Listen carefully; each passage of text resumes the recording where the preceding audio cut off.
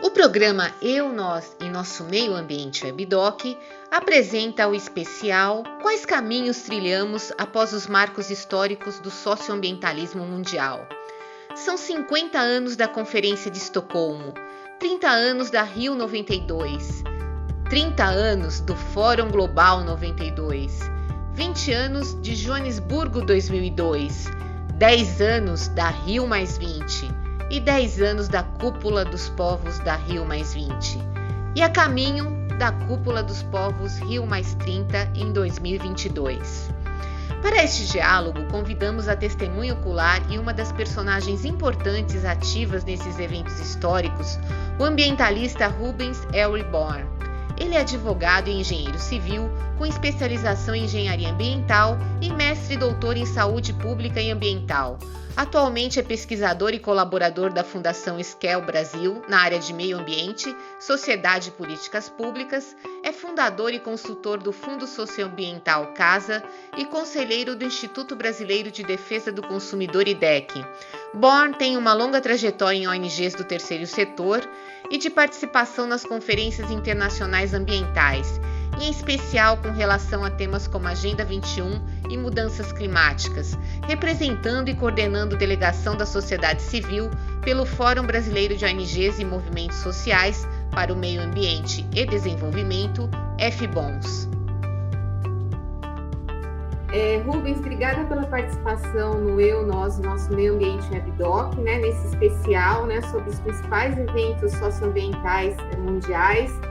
E a gente vai trilhar um pouquinho essa história, Eu gostaria que você contasse para a gente, começando pela Conferência de Estocolmo, Qual foi a importância, desse grande evento socioambiental? Bem, a Conferência das Nações Unidas sobre o Ambiente Humano, realizada em Estocolmo, Suécia, em 1972, foi o primeiro grande evento do Sistema Nações Unidas para tentar buscar fazer a convergência entre políticas de Estado para a questão ambiental. A questão ambiental, digamos, não estava presente na fundação da ONU em 1945, nem na Declaração de Direitos Universais do Ser Humano da ONU em 1948, não se falava, mas ao longo dos anos 50 e dos anos 60 foi se percebendo os estragos, a degradação ambiental. Um marco importante é o livro da Raquel Carson, acho que no comecinho dos anos 60, sobre a questão dos agrotóxicos e a contaminação química de alimentos, de rios, e depois a poluição do ar, e isso foi crescendo ao longo dos anos 60, de tal maneira que, então, no começo dos anos 70, depois de alguns grupos de trabalho da ONU, se convocou essa conferência, na qual, entre o resultado que ficou mais conhecido, foi a Declaração de Estocolmo, chama a Declaração da Conferência das Nações Unidas sobre o Meio Ambiente Humano, Declaração de Estocolmo, que tem um preâmbulo, depois 25 princípios importantes que tratam, digamos, de diretrizes éticas e políticas para lidar com a questão ambiental, mas já dentro de uma ótica de preocupação com qualidade e dignidade de vida do ser humano. Tanto assim que o princípio número 1 fala dos direitos fundamentais do ser humano, a liberdade, a igualdade, ao desfrute de condições de vida adequadas, etc. De certa maneira, tentando detalhar o que estava no artigo 25 da Declaração Universal de Direitos Universais, lá de 48, que fala que todo ser humano tem direito à moradia, à saúde, à qualidade de vida, etc, etc. Então, essa declaração teve essa importância, porque, como a gente sabe, na ONU, as decisões são tomadas, em geral, por consenso. E produzir um consenso naquela época em cima dessas questões, e já correlacionando com o desenvolvimento, foi importante, porque havia muita polêmica. Um pouco antes da Conferência de Estocolmo, um grupo de cientistas que ficou conhecido como Clube de Roma publicou um importante estudo que gerou polêmicas, porque dizia que se o mundo seguisse o padrão de, entre aspas, econômico que estava hegemônico na época, seja no mundo capitalista ou no mundo comunista, no leste ou no oeste, com intensa exploração dos recursos naturais e combustíveis fósseis, o planeta não ia aguentar. Então, foi um estudo importante, chamado Limites do Crescimento, que apontava que era necessário mudar o curso do desenvolvimento econômico. Alguns países, em geral, os países em desenvolvimento, tomaram isso como um obstáculo ao seu próprio desenvolvimento, achando que os países ricos, então, estavam querendo impedir o desenvolvimento, mas, na verdade, eles estavam partindo do mesmo pressuposto, do mesmo modelo de desenvolvimento. Vocês cresceram, vocês se industrializaram, vocês poluíram, nós queremos seguir o mesmo caminho. Lamentavelmente, foi essa a posição do Brasil na época.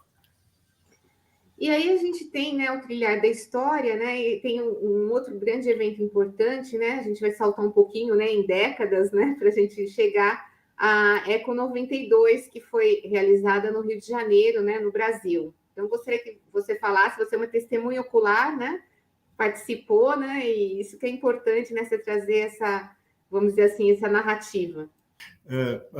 Participei da proposta de elaboração, depois de organização do Fórum Global 92, que foi um evento da sociedade civil com mais de 4.000 participantes, cerca de 400 eventos lá no Parque do Flamengo, simultaneamente à Conferência do Rio. Estive na Conferência das Nações Unidas. O tema mudou. E eu vou dizer o porquê que o tema mudou. Entre Estocolmo e chegar em 92, 20 anos, no meio do caminho, a ONU percebeu que as promessas de Estocolmo não estavam sendo cumpridas, o que estava previsto na declaração. Então, se criou uma comissão chamada Comissão Mundial sobre Meio Ambiente e Desenvolvimento, apelidada de Comissão Brundtland, porque foi a primeira-ministra da Noruega, na época, que presidiu essa comissão. Essa comissão, em 97, lançou um estudo, depois de fazer várias audiências públicas ao redor do mundo, inclusive em São Paulo, em 1985, eu participei da audiência pública em São Paulo, e onde ela mostrava que os problemas ambientais, a crise da água, a crise do desmatamento, na época, não se falava muito em crise climática, mas já havia evidências, por exemplo, de outros problemas de poluição, de emissões, eram, na verdade, uma crise civilizatória, uma crise do modelo de desenvolvimento. E essa comissão, ao lançar o relatório Nosso Futuro Comum, propôs fazer uma nova conferência da ONU, e por isso que a conferência no Rio de Janeiro foi chamada de Conferência sobre Meio Ambiente e Desenvolvimento. Foi, até então, a maior conferência da ONU em termos de países envolvidos e lideranças, chefes de Estado, chefes de governo envolvidos. Na época, eu acho que se falava em cerca de 20.000 participantes, mais de 105 países e chefes de Estado. Eu pude participar da conferência oficial, estive lá presente, ouvindo e tentando influenciar as negociações. Quando se chegou no Rio, ainda estava se negociando, estava em aberto ainda a Agenda 21, que é um dos 5 documentos extraídos da Rio 92, da Conferência Oficial. O Rio 92 é o apelido da Conferência Oficial, da Conferência das Nações Unidas sobre Meio Ambiente e Desenvolvimento. A Agenda 21 foi estabelecida como um plano das ações a serem feitas entre o final da conferência, dia 12 ou dia 13 de junho de 92, e o início do século XXI, para que no século XXI a gente pudesse fazer a transição mais rápida e mais fácil para sociedades sustentáveis. Obviamente, boa parte, lamentavelmente, não foi cumprida.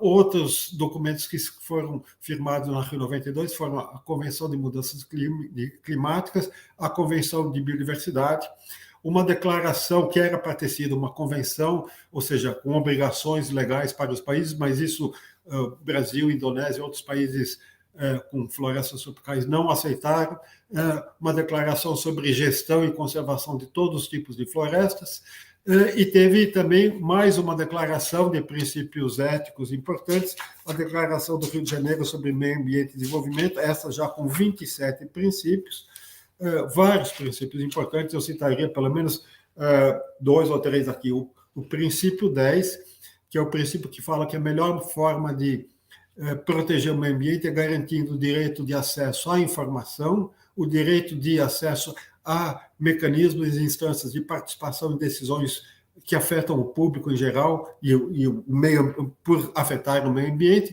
e o direito de acesso à justiça, os chamados direitos de acesso. Esse princípio 10 se transformou numa convenção para a Europa em 98, uma convenção com obrigações para os países, e na América Latina se transformou no Acordo de Escazú, que foi negociado entre 2015 e 2018. Então, há o Acordo de Escazú e há um acordo latino-americano e caribenho sobre direito de acesso à informação, participação e justiça. Há outros princípios, como o princípio da precaução, há o princípio que fala que os países, quando perceberem que uma atividade do seu território pode gerar poluição e degradação no território vizinho, têm a obrigação de comunicar ao país vizinho. Uma série, entre os 27 princípios, todos são importantes, mas a Rio 92, então, trouxe esses elementos que são fonte de direito, assim como a Declaração sobre o Ambiente Humano. Mas eu queria destacar também que, como eu já disse, paralelo a Rio 92, foi realizado o Fórum Global 92. Foi uma proposta do Fórum Brasileiro de ONGs e Movimentos Sociais sobre o Meio Ambiente e Desenvolvimento, o FBONS, discutida internacionalmente. Eu tinha sido eleito em 1990, em junho ou julho de 90, representante do FBONS, recém-criado, numa comissão internacional de sociedade civil. Essa comissão ajudou a organizar uma conferência prévia em Paris, 6 meses antes, em dezembro de 91, cuja co-presidente foi a colega Muriel Saragossa, também do FBONS, do Brasil, e nós propusemos, então, um evento de sociedade civil onde nós pudéssemos reconhecer e celebrar a diversidade étnica, racial, cultural, e também a diversidade biológica, e mostrar o que a sociedade civil fazia e poderia fazer em prol do ambiente e da dignidade de vida de todos. E aí foram 400 eventos, haviam tendas, tenda das mulheres, houve encontro indígena, houve encontro de sindicatos, houve encontro de ONGs, e houve então também o Fórum Internacional de ONGs, no qual se negociaram cerca de 32, 33 tratados alternativos. O mais famoso foi o Tratado de Educação Ambiental, mostrando de como as ONGs, as organizações não governamentais, estavam engajadas em processos de transformação social e cultural por meio da educação.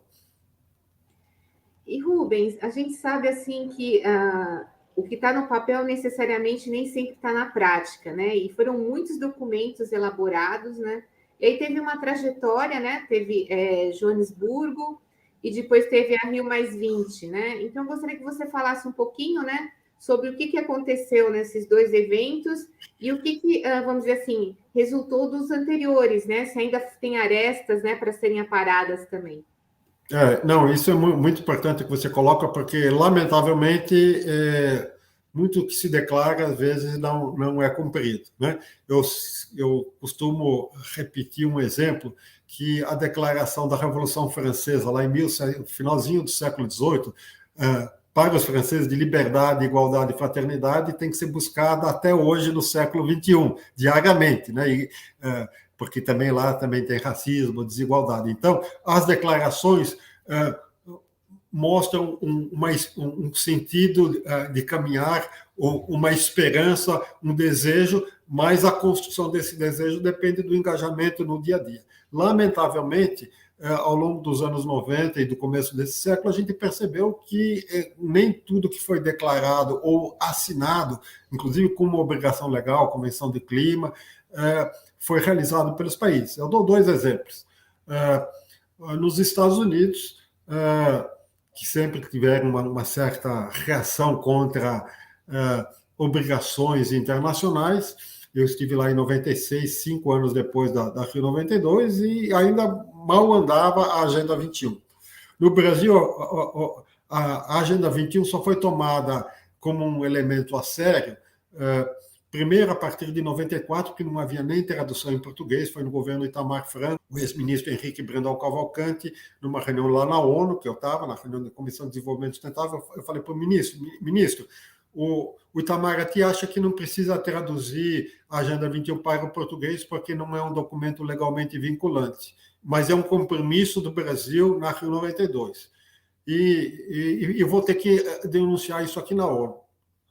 Eu avisei e logo depois ele me disse, nós vamos mandar traduzir. E a partir daí, lentamente, o Brasil depois veio o governo Fernando Henrique, no governo Fernando Henrique, então se criou a Comissão de Política de Desenvolvimento Sustentável e a Agenda 21 brasileira, mas a Agenda 21 brasileira só ficou pronta em 2002, um pouquinho antes da Conferência de Joanesburgo. E a Conferência de Joanesburgo foi convocada pela ONU porque, de novo, os compromissos da Rio 92 não vinham sendo implementados. Tanto assim que o objetivo principal e aí chamava Cúpula Mundial de Desenvolvimento Sustentável, Joanesburgo 2022.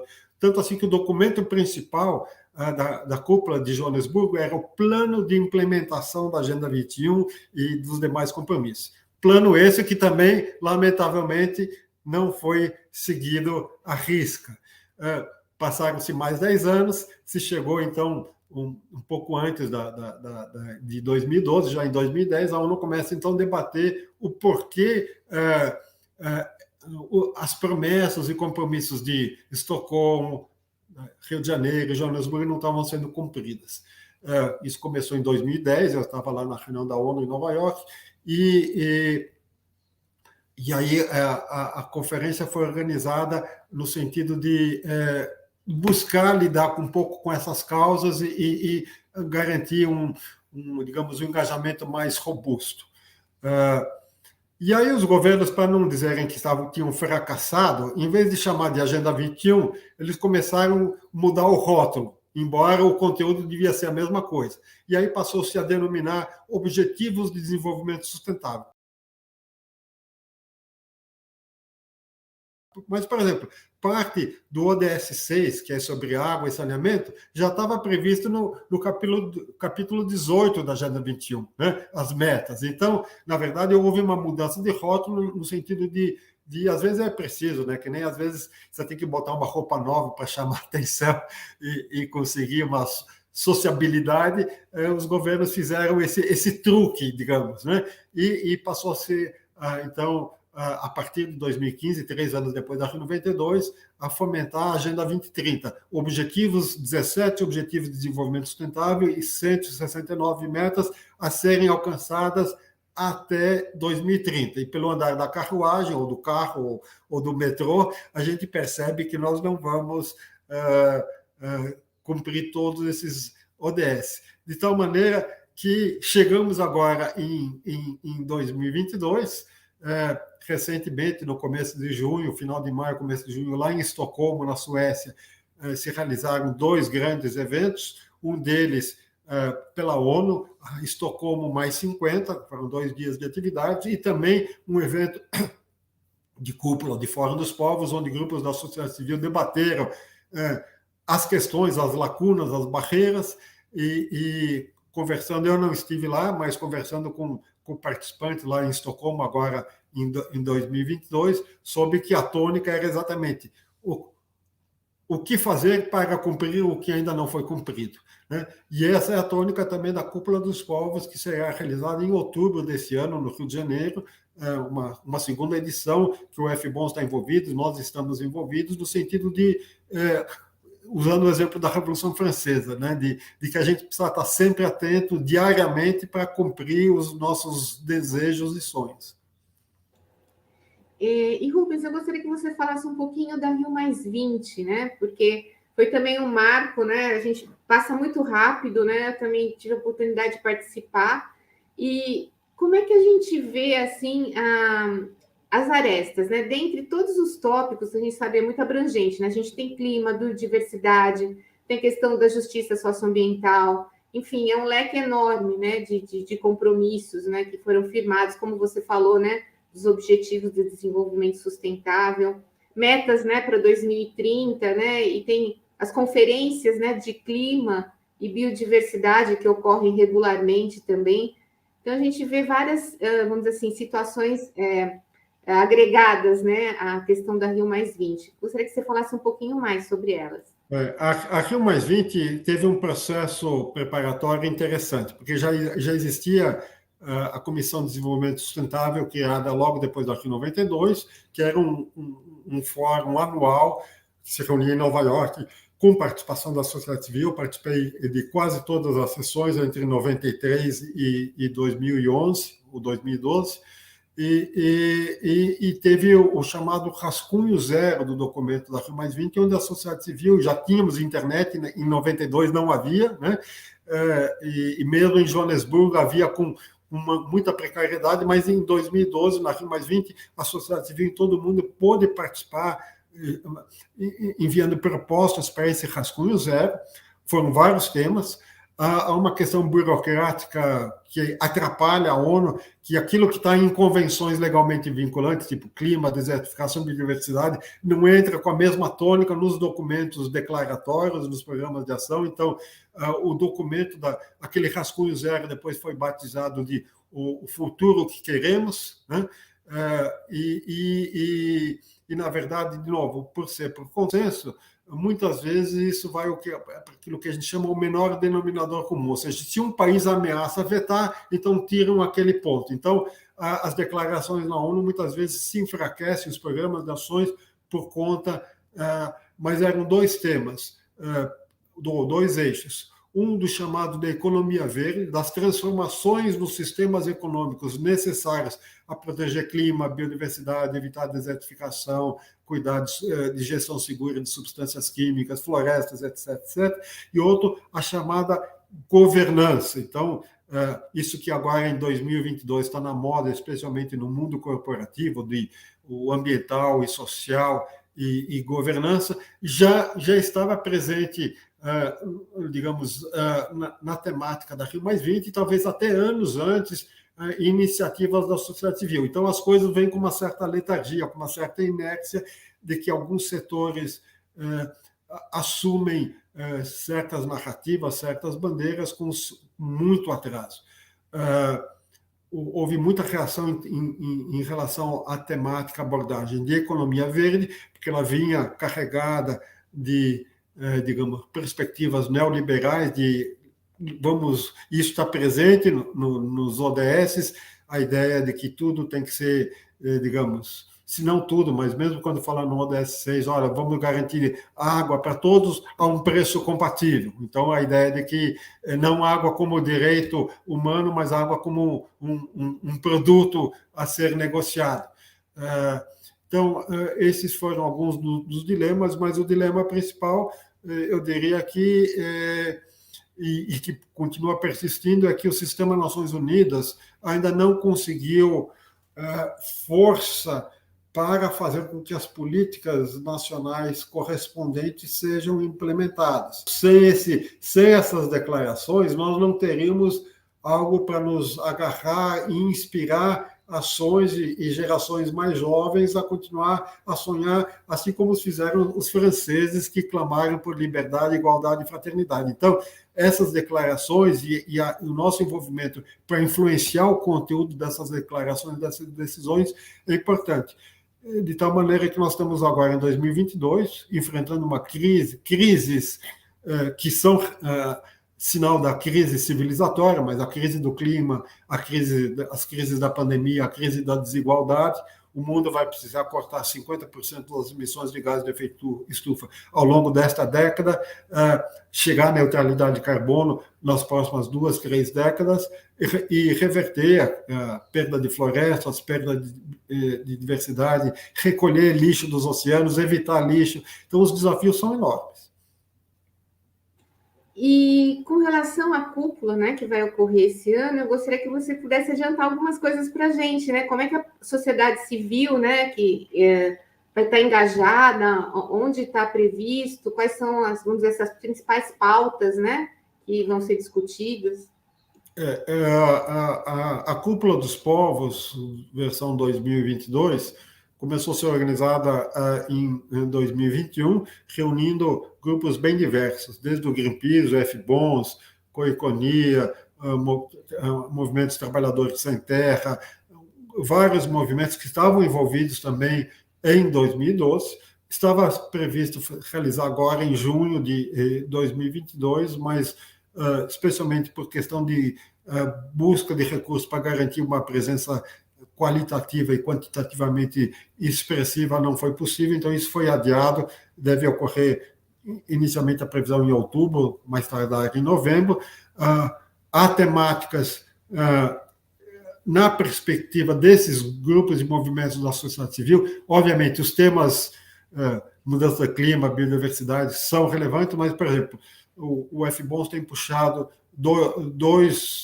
estão sendo organizadas as temáticas ao longo de 10, 11 temas, desde a questão de pesca, movimento de pescadores, gestão costeira, proteção de oceanos, mas, por exemplo, são ciclos de saber. O ciclo 4 são as transformações no mundo do trabalho e os problemas ambientais, ou seja, desde os problemas de poluição no ambiente de trabalho e saúde ocupacional, até os problemas de poluição ambiental que afetam trabalhadoras e trabalhadores, por exemplo, a aplicação de agrotóxicos na agricultura, descontrole no uso de substâncias químicas em produtos industrializados que afetam condições de vida urbanas, né?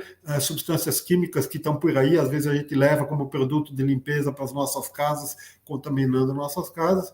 A temática, por exemplo, de águas, não só água potável, mas de gestão de águas e da vida aquática no ciclo 1, nós estamos puxando. Então, são 11 temas, que estão 10, 11 temas. Houve recentemente a proposta de um 11º tema, que é exatamente para a questão de movimentos e populações tradicionais, mas então, estamos buscando fazer isso de forma inclusiva e com uma participação na construção, no compartilhamento de lições e saberes acumulados por grupos da sociedade civil. E, Rubens, a gente está chegando nos momentos finais, né? Eu gostaria que você fizesse as suas considerações. E quais são os nossos desafios, mas também quais são as nossas fortalezas, né? Diante desse, né, enfrentamento, né, da questão socioambiental e desses eventos, né, que são marcantes na história, né, mundial. Eu acho que tem um famoso sociólogo, filósofo, Eric Hobsbawm, que disse que para construir o futuro nós precisamos aprender as lições do passado, né?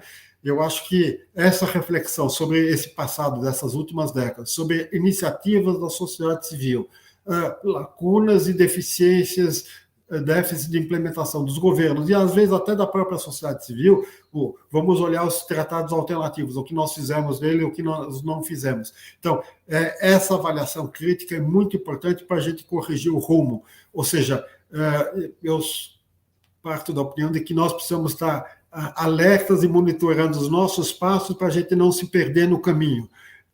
E, portanto, essa capacidade de autocrítica, de avaliação, acho que é uma fortaleza que existe nos grupos da sociedade civil para poder não se comprometer com o erro e sim se comprometer com o sonho de mudar o mundo e de transformar.